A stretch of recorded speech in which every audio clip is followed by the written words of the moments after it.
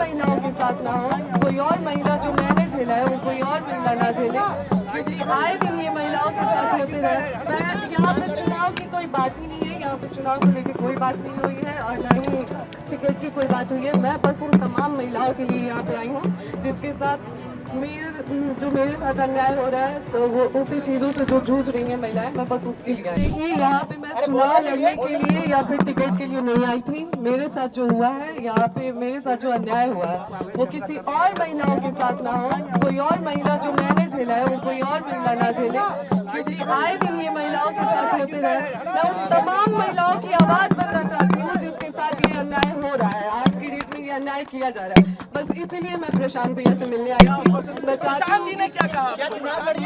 नहीं, मैं यहाँ पे चुनाव की कोई बात ही नहीं है, यहाँ पे चुनाव को लेकर कोई बात नहीं हुई है और ना ही टिकट की कोई बात हुई है। मैं बस उन तमाम महिलाओं के लिए यहाँ पे आई हूँ जिसके साथ मेरे साथ अन्याय हो रहा है, तो वो उसी चीजों से जो जूझ रही है महिलाएं, मैं बस उसके लिए आई हूँ। मैं इस वक्त मौजूद हूँ पवन सिंह की पत्नी ज्योति सिंह के आवास पर। ये बलिया स्थित आवास है, मिढ़ी चौराहा के बगल में ये मकान पड़ता है और ये वो आवास है जहाँ पर हमने कोशिश की कि उनके परिजनों से या उनके पिता से बात हो सके, लेकिन कोई बात करने को तैयार नहीं है।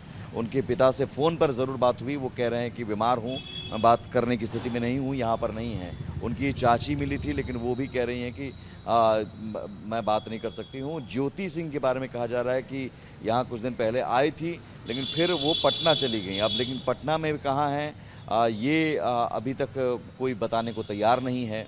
ज्योति सिंह के बारे में कहा जा रहा है सूत्रों के हवाले से कि निर्दलीय अब वो काराकाट से उतर सकती हैं, वही काराकाट जहां पर लोकसभा चुनाव में पवन सिंह उपेंद्र कुशवाहा के खिलाफ उतरे थे और उपेंद्र कुशवाहा की हार हो गई थी। हालांकि इस बार पवन सिंह ज़रूर उपेंद्र कुशवाहा से मिले, अमित शाह से मिले, जेपी नड्डा से मिले और उसके बाद चुनाव लड़ने की अटकलें लगाई जा रही थी आरा सीट से, लेकिन अब उन्होंने फिर मना कर दिया कि वो चुनाव नहीं लड़ेंगे। लेकिन पवन सिंह की पत्नी ज्योति सिंह के बारे में उनके पिता का भी बयान आया था और उन्होंने कहा था कि काराकाट से लड़ सकती हैं और ये खबर है कि निर्दलीय लड़ सकती हैं। हालांकि प्रशांत किशोर की पार्टी जनसुराज से लड़ने की बात थी जब वो प्रशांत किशोर से मिली थी ज्योति सिंह, लेकिन उस वक्त कहा गया कि अन्याय जो हुआ है उसके लिए हम साथ देने की मांग करने आए हैं प्रशांत किशोर से। और प्रशांत किशोर ने भी कहा कि टिकट इन्होंने नहीं मांगा है और सिर्फ ये अपील करने आई हैं कि उनके साथ जो अन्याय हो रहा है उसमें वो साथ दें।